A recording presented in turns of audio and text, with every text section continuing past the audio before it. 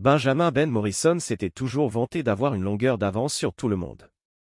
À 38 ans, il était propriétaire de Morrison Security Consulting, une société privée spécialisée dans la prévention de l'espionnage industriel et la protection personnelle des personnes fortunées. Son expérience militaire, comme Navy SEAL, lui avait appris la patience, la précision et, surtout, que la confiance était un luxe qu'il ne pouvait se permettre, sauf en famille. La maison Morrison, à Westfield, dans le Connecticut, était l'image même de la perfection suburbaine. Diana, l'épouse de Ben, était agente immobilière et avait vendu des maisons à plusieurs millions de dollars avec la même aisance qu'elle lui avait convaincu de leur amour éternel 8 ans plus tôt. Leur fils Tyler, un brillant garçon de 9 ans, avait hérité de l'esprit d'analyse de Ben et du charme de Diana. Ben avait rencontré Diana lors d'un gala de charité à Manhattan.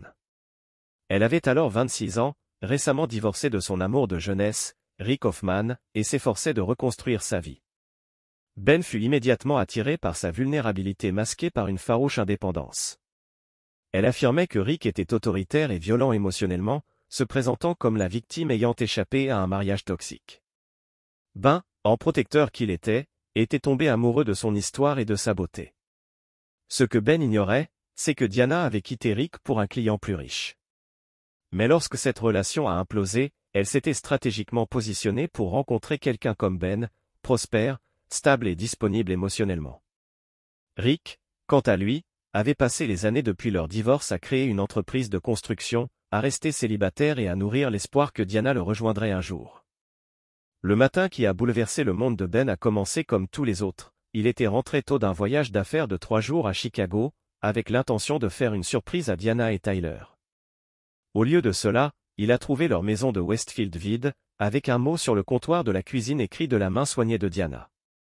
Ben, je ne peux plus faire semblant. Rick et moi n'avons jamais cessé de nous aimer. J'ai vendu la maison. Les papiers sont dans ton bureau.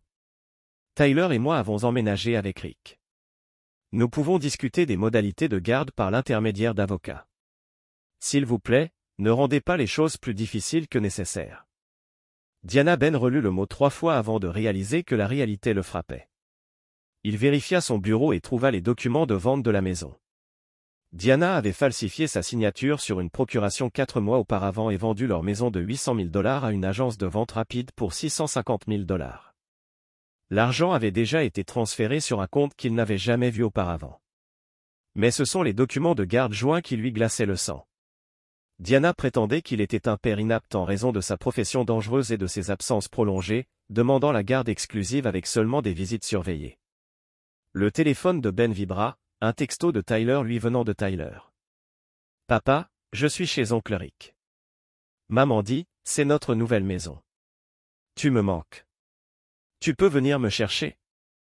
La trahison était plus profonde que toutes les blessures que Ben avait reçues au combat. Diana ne l'avait pas simplement quitté. Elle avait planifié cela depuis des mois, peut-être des années. Les faux documents, le timing stratégique pendant son absence, le jeu de la garde, tout était calculé. Ben traversa sa maison vide, chaque pièce résonnant de souvenirs qui lui semblaient désormais mensongers. Dans la chambre de Tyler, il trouva un petit carnet caché sous le matelas. À l'intérieur, Tyler tenait une sorte de journal intime avec des notes comme « Maman parle à oncle Rick tous les soirs quand papa n'est pas à la maison » et maman disait « Oncle Rick est mon vrai père, mais je sais que ce n'est pas vrai. » C'est alors que Ben comprit que Tyler savait que quelque chose n'allait pas. Son fils brillant et observateur, observait, attendait et semblait préparer son propre plan. Ben se rendit au bureau de l'entreprise de construction de Rick, un modeste bâtiment à Bridgeport. Il avait besoin de voir Tyler pour comprendre ce que son fils avait fait et commencer à planifier sa réponse. Rick Hoffman était un homme grand et robuste, aux mains calleuses et au sourire facile qui avait autrefois charmé Diana. En le revoyant après 8 ans, Ben comprenait pourquoi Diana avait été attirée par lui. Rick représentait une période plus simple de sa vie, avant que l'ambition et l'ascension sociale ne l'endurcissent. « Ben, dit Rick en sortant de sa caravane de bureau. Je m'attendais à ce que tu viennes. Où est mon fils? Il est à l'intérieur avec Diana. Écoute, je sais que c'est le bordel, mais Diana et moi, on n'a jamais vraiment tourné la page. On a une histoire. » Ben a étudié Rick attentivement. Malgré la situation, il n'a pas senti de malveillance chez cet homme. Plutôt quelqu'un qui avait été seul et vulnérable aux manipulations de Diana. L'histoire ne te donne pas le droit de voler ma famille. Je n'ai rien volé. Diana a fait son choix. Avant que Ben puisse répondre, Tyler a surgi de la caravane et s'est jeté dans les bras de son père. Papa, je savais que tu viendrais. Diana est apparue dans l'embrasure de la porte, l'air mal à l'aise mais provocateur. Tyler, rentre. Ton père et moi devons parler. En fait, a dit Tyler en souriant à Ben. Je pense que papa va vouloir entendre ce que j'ai fait l'an premier. Ben s'est agenouillé au niveau de Tyler. De quoi tu parles, mon pote? Le sourire de Tyler s'est élargi. Tu te souviens comment tu m'as appris les assurances et les plans de secours?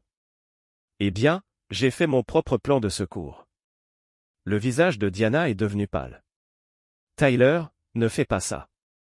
Il y a 3 mois, quand maman a commencé à agir bizarrement et à parler tout le temps à oncle Rick, j'ai commencé à enregistrer leur appel téléphonique, annonça fièrement Tyler. J'ai caché ton vieux matériel de surveillance dans le sac à main de maman et dans sa voiture. J'ai des heures d'enregistrement où il planifie tout ça. Ben ressentit une vague de fierté mêlée d'inquiétude. Son fils menait sa propre enquête. Et ce n'est pas tout, papa. J'ai aussi fait des copies de tous les papiers que maman cachait dans sa boîte secrète, y compris ceux où elle s'entraînait à imiter ta signature. Et Tyler marqua une pause dramatique. J'ai peut-être tout envoyé par accident à quelqu'un. Qui? Chuchota Diana, son air confiant s'effondrant. Tyler regarda son père d'un air innocent. Ton ami Marcus du FBI. J'ai pensé qu'il pourrait être intéressé par cette affaire de fraude. Il avait l'air sympa quand il est venu dîner le mois dernier. L'esprit de Ben s'emballa. Marcus Valdez était belle. Eh bien un agent du FBI spécialisé dans les crimes financiers. Si Tyler avait effectivement envoyé la preuve de la fraude de Diana à Marcus, les implications étaient stupéfiantes. Tyler, quand as-tu envoyé ça? On m'a demandé. Hier matin, juste avant notre emménagement, je voulais m'assurer que ce soit envoyé avant que l'ordinateur ne soit endommagé. Diana et Rick échangèrent des regards terrifiés. Ben se leva lentement, un sourire glacial illuminant son visage. Cela changea tout. Ce soir-là, Ben était assis dans sa chambre d'hôtel. Il ne supportait pas de rester dans la maison vide, à examiner tout ce que Tyler avait secrètement documenté. Son fils avait été plus minutieux que la plupart des enquêteurs professionnels. Les enregistrements révélaient non seulement la liaison, mais aussi le plan calculé de Diana pour manipuler les émotions de Rick tout en volant systématiquement Ben. L'enregistrement le plus accablant était celui de Diana expliquant à Rick comment elle avait transféré lentement de l'argent des comptes professionnels de Ben vers des comptes cachés, prévoyant de réclamer la moitié de tout lors du divorce tout en gardant les fonds volés secrets. Elle avait également nourri. Des informations sur les clients de Ben ont été divulguées à des concurrents, ce qui lui a coûté plusieurs contrats importants. Mais c'est le dernier enregistrement de Tyler qui a fait bouillir Ben. Diana a dit à Rick, Tyler n'est qu'un problème. Une fois qu'on aura la garde complète et l'argent de la maison, on pourra l'envoyer en pension. Il ressemble trop à Ben. Trop observateur, trop intelligent. Il finira par tout comprendre.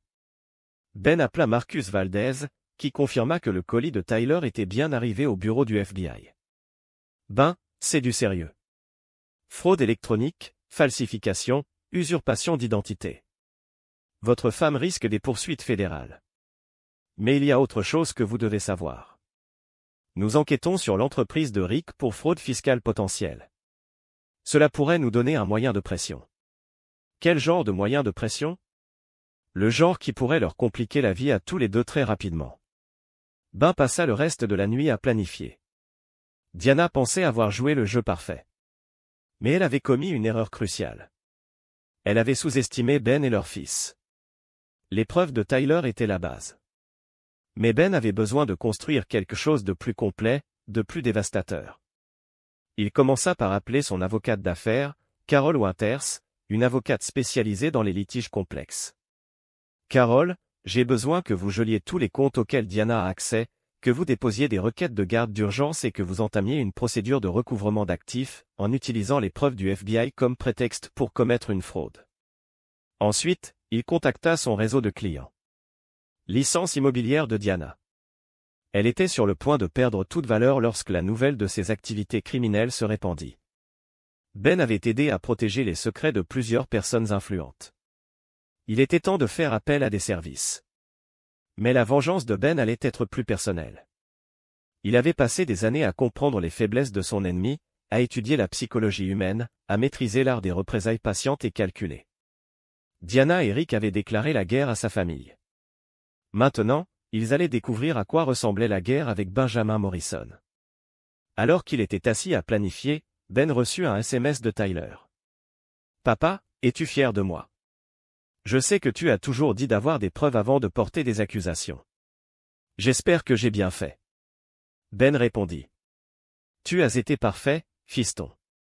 Maintenant, laisse papa s'occuper du reste. » Tyler répondit, « Tu vas les faire regretter? » Ben fixa le message un long moment avant de répondre. « Ils le font déjà. Ils ne le savent tout simplement pas encore. » 3 jours plus tard, le monde de Diana commença à s'effondrer plus vite qu'elle ne pouvait l'imaginer. Ben avait passé ses journées à détruire méthodiquement tous les fondements de sa nouvelle vie avec Rick, à commencer par leurs finances. Carol Winters avait usé de sa magie devant les tribunaux. Tous les comptes que Diana avait consultés furent gelés, dans l'attente d'une enquête pour fraude. La vente de la maison fut suspendue par un juge fédéral, qui statua que les biens obtenus grâce à de faux documents ne pouvaient être transférés légalement. Les comptes de l'entreprise de construction de Rick furent également gelés lorsque le FBI découvrit des irrégularités liées aux activités financières de Diana. Le réseau de clients de Ben se révéla d'une efficacité redoutable. L'agence immobilière de Diana reçut des informations anonymes concernant son enquête criminelle, ce qui entraîna sa suspension immédiate. L'entreprise de construction de Rick perdit 3 contrats importants en 2 jours lorsque les clients de Ben, des promoteurs influents de la région, décidèrent qu'ils ne pouvaient pas risquer de s'associer à des entreprises faisant l'objet d'une enquête fédérale. Mais le coup de maître de Ben était psychologique. Il savait que la plus grande peur de Diana était de perdre le contrôle, d'être perçue comme une ratée. Il orchestra donc une campagne qui la fit se sentir impuissante tout en faisant croire que cela était une conséquence naturelle. Tyler a appelé Ben ce matin-là, la voix excitée. « Papa. Maman est en panique. Elle a passé la journée au téléphone à pleurer et à crier. Oncle Rick a l'air effrayé aussi. Il n'arrête pas de parler de besoin d'argent pour les avocats. Comment ça va, mon pote? Je vais bien. J'écris tout comme tu me l'as appris. Maman ne sait pas que je comprends ce qui se passe, mais moi, si. Elle a de gros ennuis, n'est-ce pas? » Ben ressentit cette vague de fierté familière face à l'intelligence de son fils. « Si. Ça te va? » Tyler resta silencieux un instant. « Papa, je l'ai entendu dire à oncle Rick qu'elle n'avait jamais voulu de moi de toute façon, que je faisais juste partie de son plan pour avoir ton argent. Je sais que c'est ma mère, mais je ne veux pas vivre avec quelqu'un qui ne veut pas de moi. » La douleur dans la voix de son fils fit naître quelque chose de froid et de dangereux dans la poitrine de Ben. Diana ne l'avait pas seulement trahi. Elle avait blessé émotionnellement leur enfant. C'était impardonnable. « Tyler, écoute-moi. Tu vas bientôt rentrer. Mais d'ici là, j'ai besoin que tu sois fort et que tu continues à me surveiller. Peux-tu faire ça? » « Oui, monsieur. »« Papa, me voudras-tu encore, même si je suis aussi son fils? » Ben dut prendre une grande inspiration avant de répondre. « Tyler, tu es la meilleure chose qui me soit arrivée. Tu es mon fils, et ça ne changera jamais. Ce qu'elle a fait n'a rien à voir avec toi. » Après avoir raccroché, Ben appela son ami Jake Reeves, un détective privé spécialisé dans la surveillance et la collecte d'informations. « Jake, j'ai besoin que tu surveilles la maison de Rick Hoffman 24H24 et 7J7. Je veux connaître chaque visiteur, chaque conversation que tu peux capter, chaque mouvement. Et j'ai besoin de détails sur eux deux. Du genre qui va au-delà des crimes financiers. » « Quel genre de détails? » »« Du genre qui détruit des vies à jamais. » Jake resta silencieux un instant. « Ben, jusqu'où comptes-tu aller? » »« Autant que nécessaire. Ils ont déclaré la guerre à ma famille. Jake, je vais en finir. » À la fin de la semaine, Diana était suffisamment désespérée. Elle a appelé Ben. Sa voix parvenait à peine à contenir sa panique. « Ben, il faut qu'on parle. On est allé trop loin. » « Vraiment? Parce que de là où je suis, ça ne fait que commencer.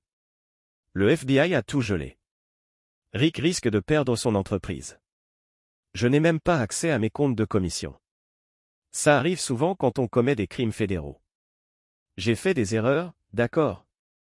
Mais on peut arranger ça. On n'a pas à se détruire. Ben Harry. Un son dénué de chaleur. Se détruire. Diana, tu n'as plus rien à perdre que je n'ai déjà pris ou que je ne puisse pas prendre. Mais tu as raison. On devrait parler. Retrouve-moi au Millstone Café demain midi. Viens seul. Le lendemain, Ben est arrivé tôt au café, choisissant une table dans un coin où Jake avait déjà placé du matériel d'enregistrement. Quand Diana est entrée, Ben l'a à peine reconnue. La femme surdelle et polie qu'il avait épousée avait disparu, remplacée par quelqu'un qui avait l'air hagard et désespéré. « Tu as l'air terrible », a observé Ben en s'asseyant. « Ne sois pas cruel, Ben. Je sais que tu es en colère. » « En colère ?» interrompit Ben. « Diana, je ne suis pas en colère. La colère est une émotion brûlante. Ce que je suis, c'est froid, calculateur et totalement déterminé à te voir payer pour ce que tu as fait. » Les mains de Diana tremblaient tandis qu'elle prenait son café. « Que veux-tu? De l'argent? Je te rendrai tout. » Tout. Ben se pencha en avant. « Peux-tu me rendre les 8 années que j'ai gâchées à aimer quelqu'un qui me volait? Peux-tu redonner à Tyler son sentiment de sécurité? Peux-tu réparer les dommages que tu as causés à la capacité de confiance de notre fils? Tyler ira bien. Les enfants sont résilients. Tyler t'a entendu dire à Rick que tu n'avais jamais voulu de lui.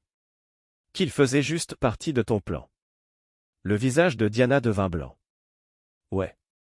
Mon fils me raconte des choses. Il m'a aussi raconté les fois où tu l'as laissé seul toute la nuit pendant que j'étais en voyage pour que tu puisses être avec Rick. 8 ans. Diana, tu as laissé un enfant de 8 ans seul à la maison.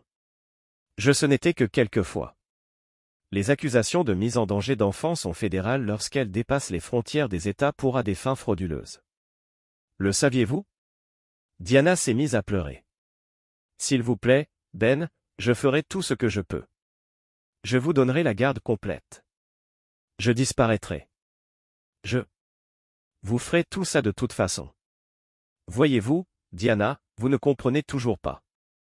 Ce n'est pas une négociation. C'est moi qui vous dis ce qui va se passer. Ben a glissé une enveloppe en papier craft sur la table. Ouvrez-la. À l'intérieur se trouvaient des photos qui ont laissé Diana sans voix.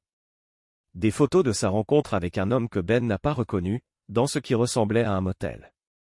Qui est cette Diana? Je ne sais pas ce que vous voulez dire. Il s'appelle Craig Powell. Il est marié et père de 2 enfants. C'est aussi votre mentor immobilier d'il y a 5 ans. Celui avec qui vous avez eu une liaison tout ce temps. Même pendant que vous étiez censé raviver les liens avec Rick. Le visage de Diana s'est décomposé. Comment avez-vous fait? Je suis très bon dans mon travail. La femme de Craig est une charmante femme nommée Jennifer. Elle est infirmière pédiatrique. Ils sont mariés depuis 12 ans. Voulez-vous j'aimerais deviner ce qui se passe quand elle reçoit des copies de ces photos et des preuves que tu voles de l'argent pour payer des chambres d'hôtel? Ben, s'il te plaît. Craig t'a aidé à cacher de l'argent, n'est-ce pas?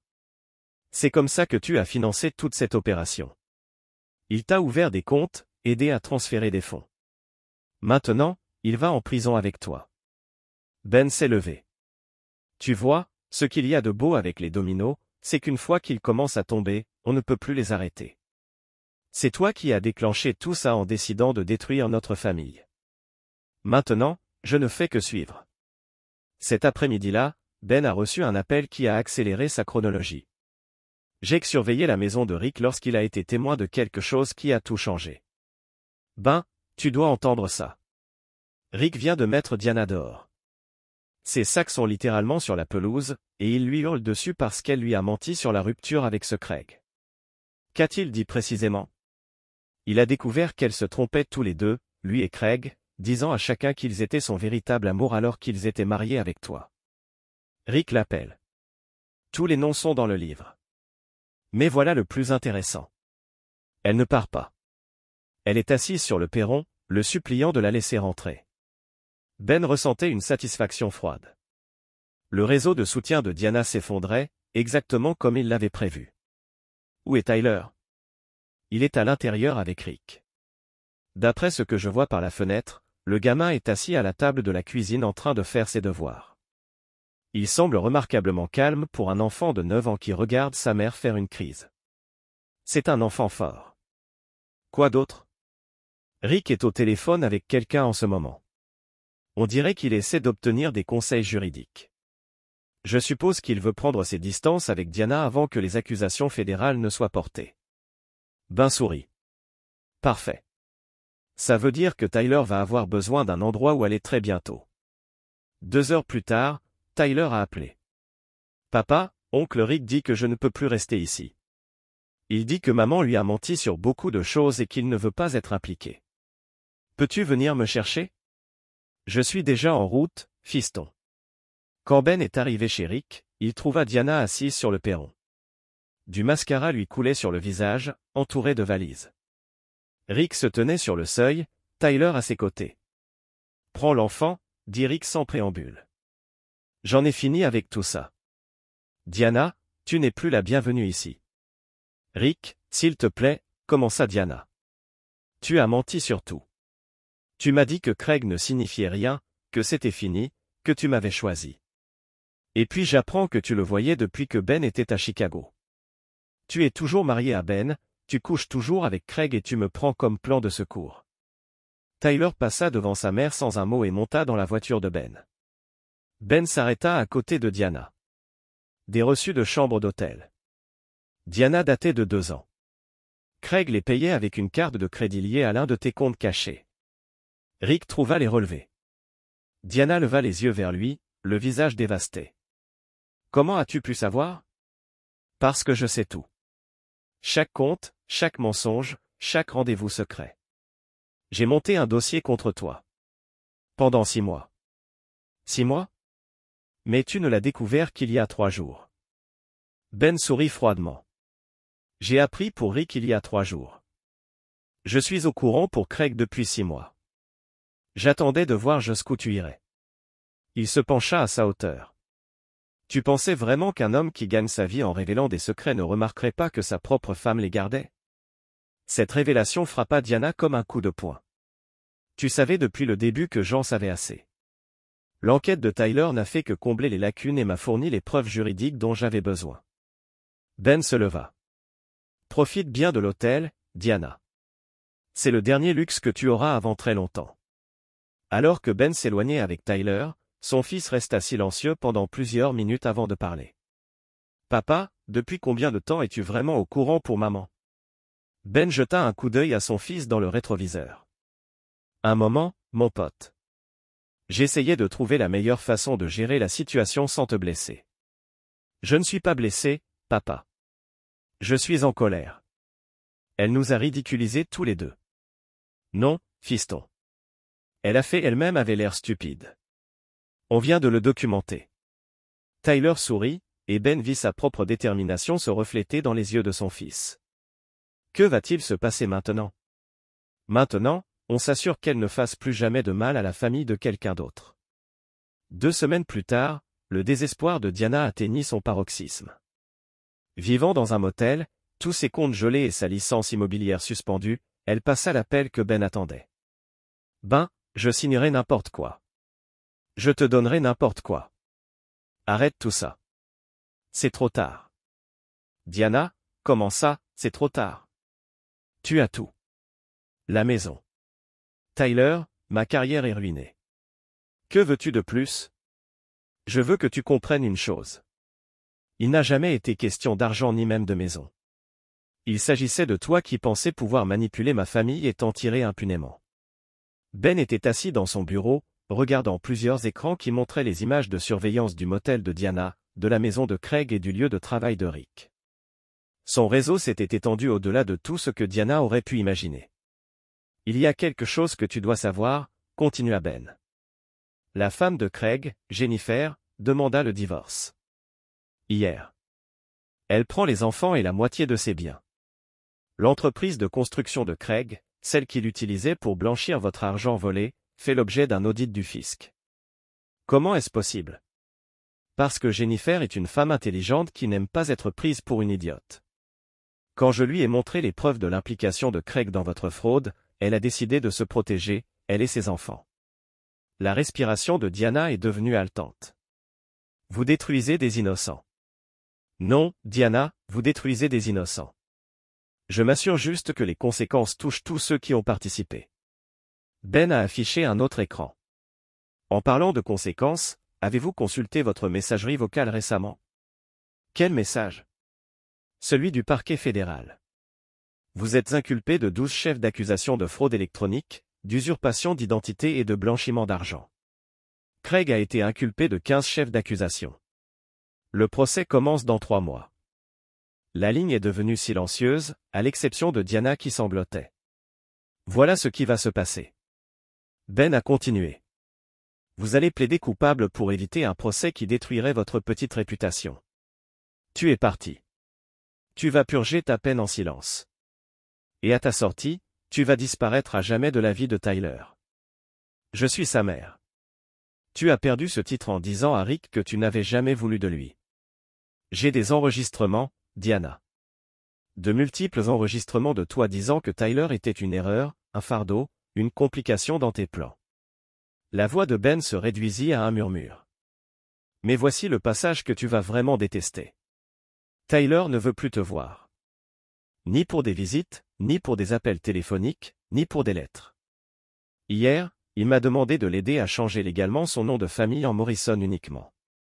Il veut effacer toute trace de ton nom de famille de son identité. Tu l'as monté contre moi.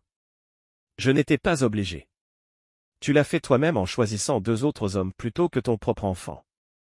La vengeance de Ben n'était pas complète tant que tous ceux qui avaient participé à la trahison de sa famille n'en avaient pas subi les conséquences.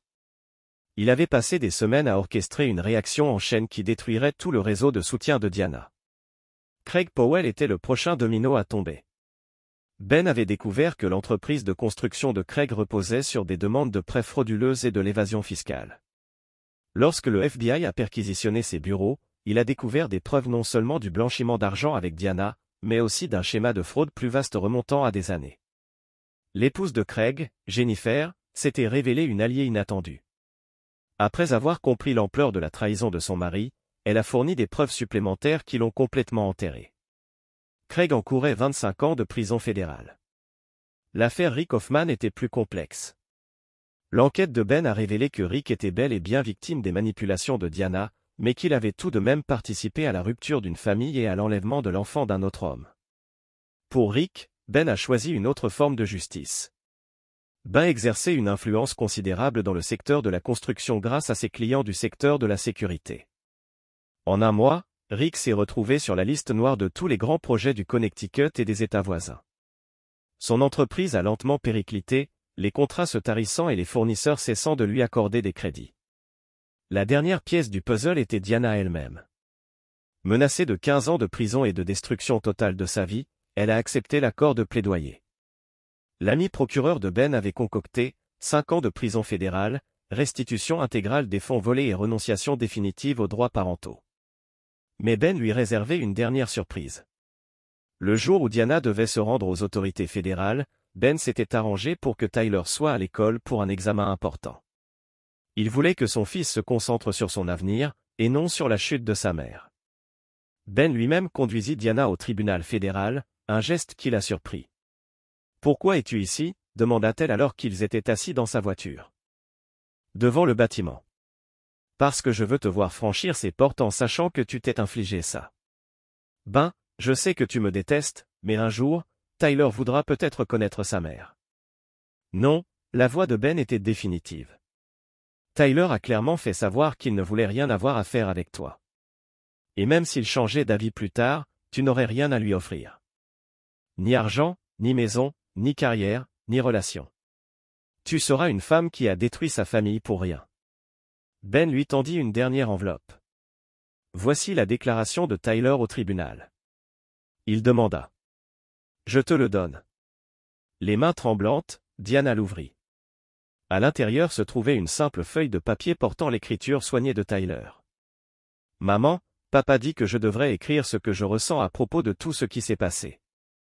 Je suis désolé pour toi parce que tu as laissé tomber la meilleure famille du monde pour des gens qui ne t'aimaient pas vraiment. Papa et moi, on s'aime et on s'en sortira très bien sans toi. J'espère que la prison t'aidera à devenir une meilleure personne. Je ne t'attendrai pas à ta sortie, mais j'espère que tu trouveras le bonheur ailleurs. Adieu pour toujours. Tyler Morrison.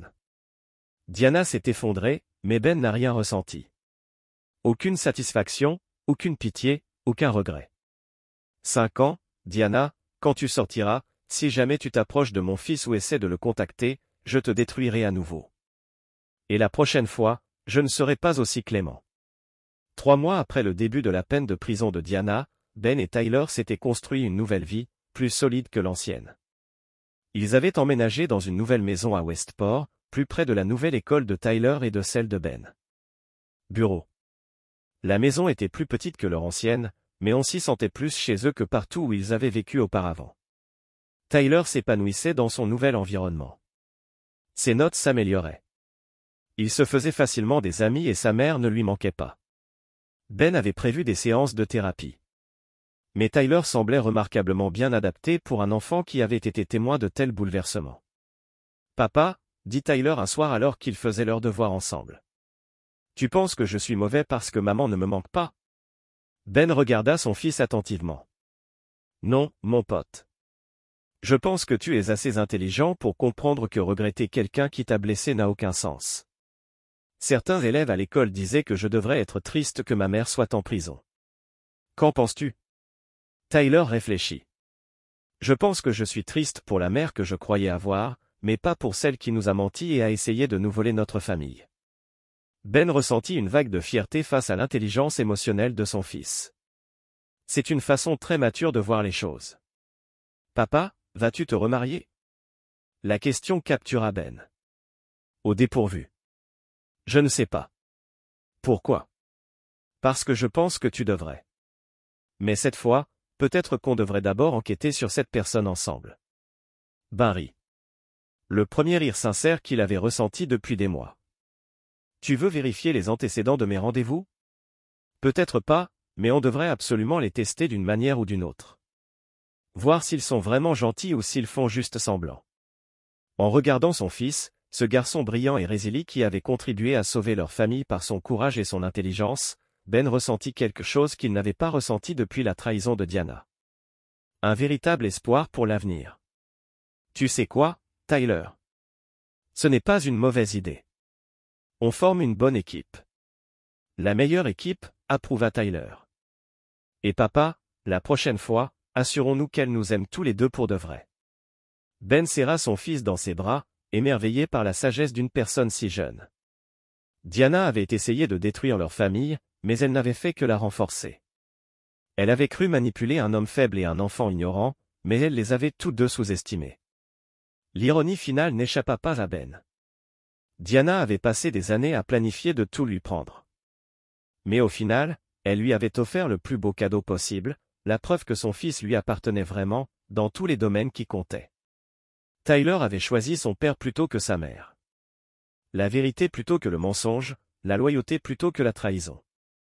Quant à Diana, Craig et Rick, ils apprenaient que trahir Benjamin Morrison avait des conséquences à vie.